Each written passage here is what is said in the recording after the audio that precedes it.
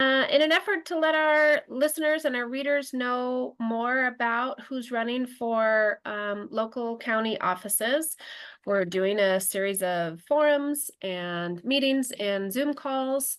And so this Zoom call this morning is just to learn more about you and share more of who you are and why you're running for Justice of the Peace for Santa Cruz County in Arizona.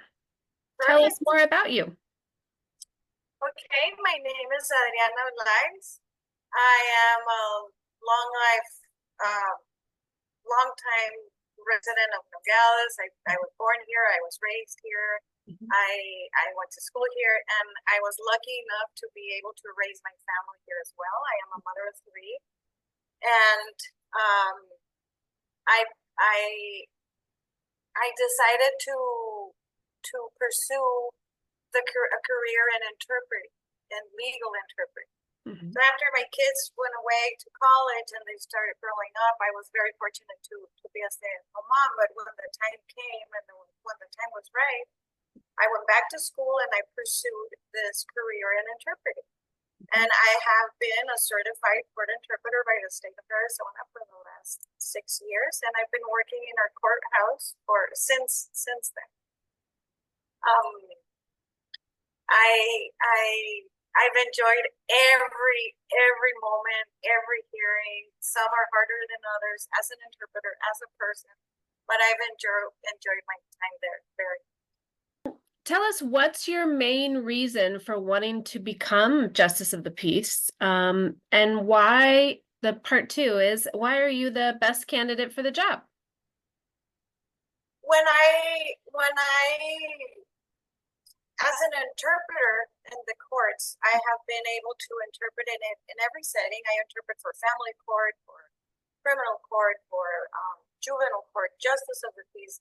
Justice of the peace assignments were my first assignments when I first started working there. Mhm. And I enjoyed it very much. I started to see and to learn and see firsthand the impact that the justice of the peace could have on the community. Mhm. It is very important that we remember what the essence of justice of the peace is, and that is the people's court. We can't forget that. Mhm. This isn't Superior Court. This is the people's court. And to have a judge that can relate to the people there, to have a judge that has an understanding of the community, of the people that come before the judge, is very important in this role specifically. Mhm. I always go ahead and tell the same couple of stories, but I have many stories. But when I realized firsthand that impact that the JP judge had on the community, I realized that that's something that I do very well, that I want to work on, and that I want to put myself out there so that I can help out my very quickly. An example, I remember one time, Judge Velasquez at the time, he had an order of protection, and it was two young ladies. And they were fighting over a boy or something like that. And they one put an order of protection against the other, and then vice versa. And it got to a point where it got really complicated to the girl. The way that the judge spoke to them made them understand how they are these very valuable and valued human beings, and not to be putting themselves in a position where the boy gets to determine which is the best one of the two, and that kind of thing. And by the end of the whole thing, the order of protection, they requested to be dismissed, and they didn't want to continue with that. And just the way that the judge spoke to them and the way he impacted them made me realize that that is something that I want to be able to do. So that's one of the reasons, the impact that judge can have on the community. Number one reason for me wanting to do this. Wow. And why am I the best candidate? I am the best candidate because I have been here. I have the sensibility of knowing my community, of being here, of knowing and understanding how things work here. understanding the people that come into our courtrooms, where they come, because I've been here, I've been working here. Plus, I have the experience as well. Having worked as an interpreter positions me in a very uniquely, manner. I have this as an interpreter, I can relate to the parties that come in. As a resident of Santa Cruz County for 50 years, I can relate to them because I know them, because I've grown with them, and because I've seen them. And then also, it's important to know that just to have that, the experience of being in the courtroom every day for 6 years. I understand the legal processes. I understand terminology, ethics, the whole thing. I understand everything. And I have had the best school. I've had the school of learning and working alongside the best judges. One of them is my mentor. I'm always asking questions. I always want to know why, understand his thinking process so that I can work on my own and understand things. As an interpreter, it's very important before we have a hearing, I personally like to read all the documents that have been presented to the court, understand what the hearing is about, understand the parties, where they're coming from, because that makes it easy for me to interpret. When you stumble on a word or something, it's always, if you understand the concept, it's easier to interpret. So that experience, that knowledge that the other judges give, to see how they work, and how the judicial thinking process works, has given me the tools that I need for this.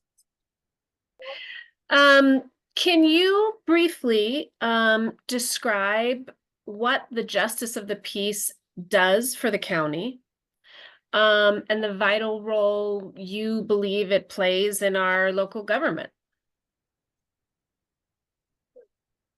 Very briefly, the Justice of the Peace, and I've had this question asked many, many times, and what does the Justice of the Peace do? We're all voting for that, and nobody knows what that is. Justice of the Peace is a couple of different things.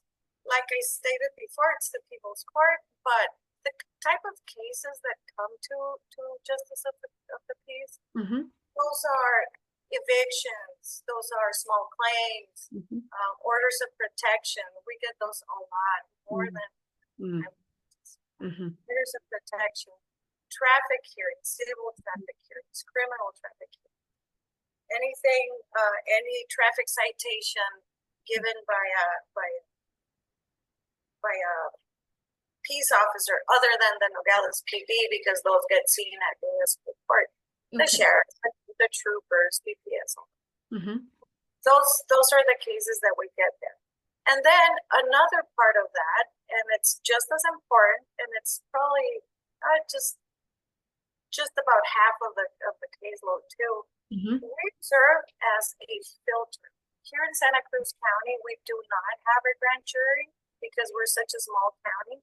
So that the cases start in Justice of the Peace, and it is up to the Justice of the Peace judge to determine if there is probable cause for that case, and so it gets transferred to Superior Court. So, like I explained it in very simple words so that everybody can understand is we are a filter. What gets to stay here in Justice of the Peace, and what are the most serious offenses that need to be transferred to Superior? So the Justice of the Peace, especially in Santa Cruz County, I know has a heavy caseload. Yes. Very heavy caseload, and are challenged with remaining unbiased. How will you handle the pressure of the position, and what tools do you think you bring to the position that will make sure you're making fair and reasonable, equitable decisions? I think that the most important way to handle the pressure of the job, because I've seen it. It is something, it puts a lot of pressure. It's a lot of work. It's heavy caseload. You are right. There is a lot of pressure that comes along with this job. And I think the most important thing here is prepared. If you're prepared, if you read, if you're ready for what's coming, then it's easier to work through it. Prepare so that you know how to handle everything, how to work one case different from another, and have it expedited, and just so that it flows naturally, right? So I think prepare is that's the word that comes to me when thinking of that question. And the other one is you have to rely on your staff. You have to know that they know a lot. They each have their own little area of expertise. They probably think faster because they're doing the same thing every day, all day long. So rely on them. Ask for their help. Work together with them. And I think that makes it easier for the judge dealing with. Yeah, for sure. And what tools? What was the second part of the question? Yeah. What tools do you believe that you bring to the position to help handle, just a heavy caseload and remaining unbiased in your position?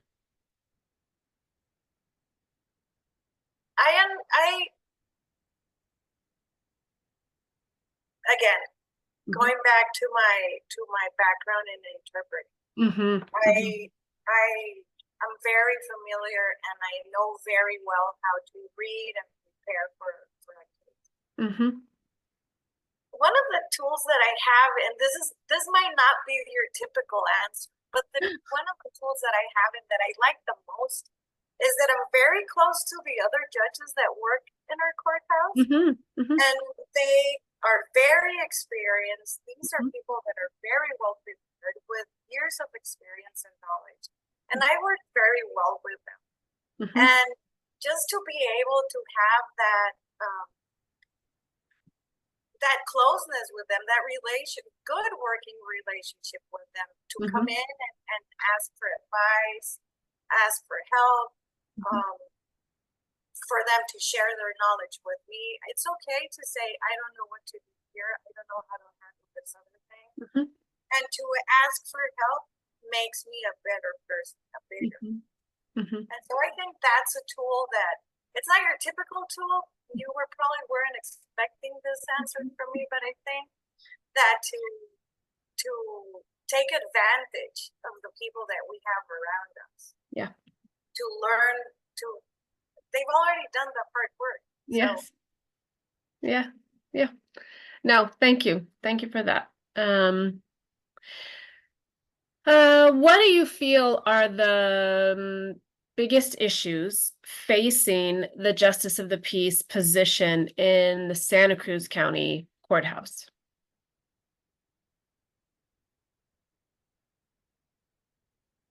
So far, the answer I can give you is from looking from the outside. I haven't had the opportunity to work and to be in there. So my perspective comes from what I see from the outside. Okay. One of the things that got me most interested in this role, and what I'm most passionate about, is the specialty courts that Judge Velasquez implemented. They were new to the state, but they were new to Santa Cruz County. Okay. These are two programs that help people with addiction and mental health illnesses get the process right. It's a 12-month program. You give them the opportunity to go to counseling, to take medications. There's a series of things that they have to comply with month after month for 12 months. After the 12 months, if they comply with the program, and they do everything they're required, at the end of those 12 months, their case gets dismissed. Okay. Right? Okay. I think that, and I mentioned this because this is where I think the problems are. When when Judge Velasquez learned about these programs, he knew they were good. He knew they were going to impact the community in a very positive way. But the people around him didn't believe in them. Oh no, it can't be done. Oh no, it's too hard. Oh no, you have to get too many departments working together. It's never done. And that is part of our culture, I think. Part of our there's a lot of Hispanic culture. It's still in us, and no, it can be done. It can be done. I think that's one of the biggest hurdles that we have. Knowing that we can, knowing who to work with, so that big things can be accomplished. Yeah. Thank you. Yeah. No, good answer. Yeah.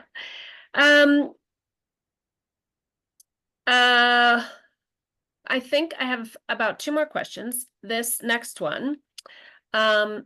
So just as citizens are accountable to the courts need to be accountable to citizens.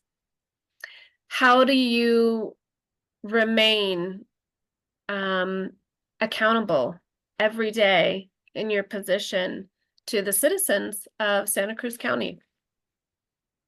We have to make our courts accessible to all, so that everybody can have access to our courts. That way, that's how you are accountable for what you are doing. We'll need to be able to come in, to reach out to the courts, being there all the time, being committed to the community. That's the word, commit. You can't be in many places at the same time. You have to be committed to what you're doing. I was working as a coordinator at the courthouse, as an interpreter coordinator, and when this opportunity for me to run for justice came, I realized that it didn't matter if I had to resign. I wanted to do this for all the right reasons. This isn't for me just a stepping stone to see where this leads me later on in life, or this didn't fall in my lap and I made something good of it. I didn't take the opportunity from something that fell in my lap. I'm actually really looking and seeking this opportunity. I resigned, and because I want to give the people, the community that have embraced me for so many years, that pushed me through when I was having a hard time some years back, and to be there 100% committed. That is how I can be. My last question for you is, if you are elected, what do you think will be your goal for the first 30 days in your new position? What do you plan on doing in those first 30 days of your new position? I would need more than 30 days, because in those first 30 days, there is special training for newly elected judges around the state. And so there is this, we call it judges school. And so there's this training so that when after the training, it helps you prepare and get an understanding, and to newly elected judges, right, to start working. So some of those 30 days are going to be invested in learning and getting ready for the position. Interesting. Other than that, and which I'm very much looking forward to. And then other than that, after coming back, I think that very importantly it is to work with the staff, to understand what each one of them does. I have a very good understanding, because I work very hand in hand with Justice Cruz. Sure. But to know really what each of them do and what their responsibilities are, and then at the same time go over our policies and procedures and make sure that we are compliant with everything that we are supposed to be doing. that would be something that would take me. That's like 30 days right there. 30, 60, and 90 days, right? Yes. Okay. Well, I think that's it for my questions today. Thank you. So much. Yeah, thank you. Like I said, it's nice to learn more about you and let the voters in Santa Cruz County learn more about you and just meet you. So thank you for meeting with us today. Thank you. And most importantly, and this is what I tell everybody, I've been throughout this campaign in the last couple of months, I've been reaching people's houses, knocking doors, going to talk to local businesses. And what I tell everybody is this: I'm doing this for the right reason, and the right reason is to help my community. And this isn't just a slogan, a politics slogan, or something that I'm sure everybody's saying just about the same thing, but this comes from the heart. And I know that this position, particularly this position, can have that impact on the people of Santa Cruz. And that's why. Absolutely. Okay. Thank you, Adriana. Yes, it was nice to talk to you, and thanks for your time. No, thank you.